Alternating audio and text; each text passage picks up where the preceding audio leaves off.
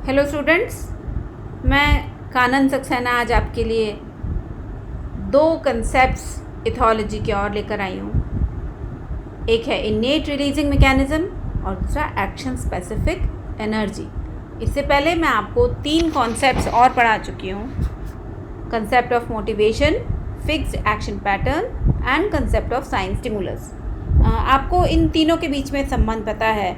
अब देखिए कैसे IRM या इनेट रिलीजिंग मैकेनिज्म और एक्शन स्पेसिफिक एनर्जी इन तीनों पहले वाले तीनों कंसेप्ट से जुड़े हुए हैं। इनेट रिलीजिंग मैकेनिज्म का कॉन्सेप्ट टिनबर्जन ने दिया था।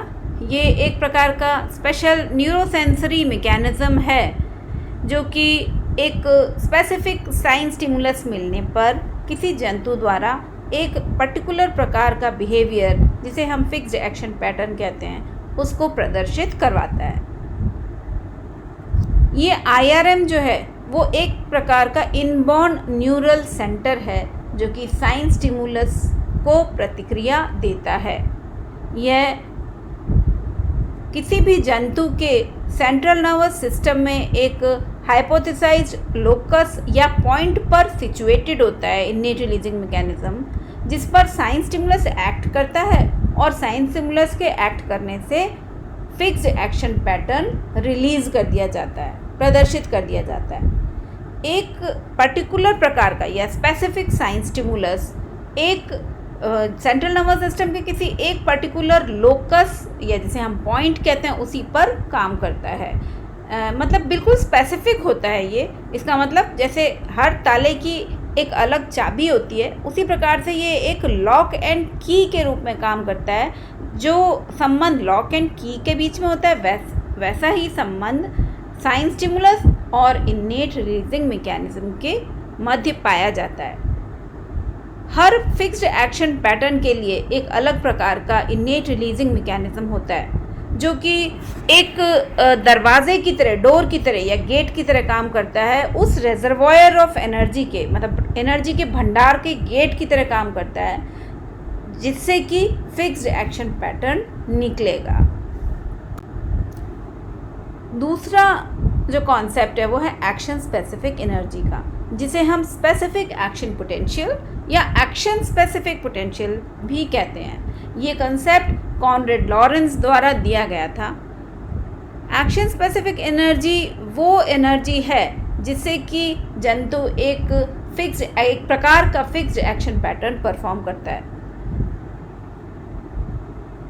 किसी भी जंतु के नर्वस सिस्टम में किसी भी कार्य को करने के लिए एक्शन स्पेसिफिक एनर्जी कॉन्स्टेंटली, मतलब हमेशा बनती रहती है, प्रोड्यूस होती रहती है।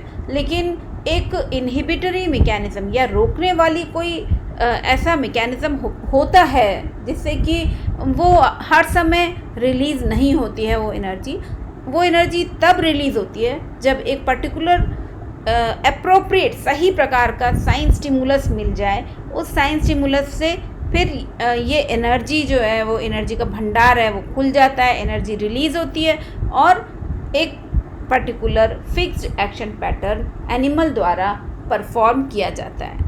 हर फिक्स्ड एक्शन पैटर्न की अपनी स्वयं की एक्शन स्पेसिफिक एनर्जी होती है। ये आपने देखा था, दिस इज़ अ रिजर्वॉयर। तो जब ये रिजर्वॉयर ख़त्म हो जाता है, तब वो फिक्स्ड एक्शन पैटर्न वाला जो बिहेवियर है वो फिर निकलना बंद हो जाता है। एनिमल वो एक्शन या फिक्स्ड एक्शन पैटर्न परफॉर्म करना बंद हो जाता है, भले ही कितना भी वेट जो है, यानी जो साइंस स्टिमुलस है in the form of weight, यहाँ पर जिसको हम कंपेयर कर रहे हैं वेट से, तो साइंस स्टिमुलस कितना भी स्ट्रांग दे दो, लेकिन अगर रिजर्वॉयर या एनर्जी का जो रिजर्वॉयर था, सिस्टम था, अगर वो खाली हो गया तो जंतु बिहेवियर परफॉर्म नहीं करेगा। फिर क्या होता है कि धीरे धीरे एक्शन स्पेसिफिक एनर्जी फिर से इकट्ठी होती है और उसके बाद फिर से वही फ्लश टॉयलेट मैकेनिज्म काम करने लगता है और एनिमल जो है वो कोई पर्टिकुलर प्रकार का, स्पेसिफिक प्रकार का बिहेवियर परफॉर्म करने लग जाता है। तो ये है आपके आज का जो कंसेप्ट थे, 2 छोटे छोटे कंसेप्ट मैंने आपको बताए हैं और ये कॉन्सेप्ट्स जो हैं वो सारे के सारे रिलेटेड है, किस तरीके से ये आपने देख लिया है। तो thank you so much for listening to me, for watching this video, and also please provide your feedback. I have written here, please provide me your feedback so that I can improve my lectures and make them more interesting for you. Thanks again.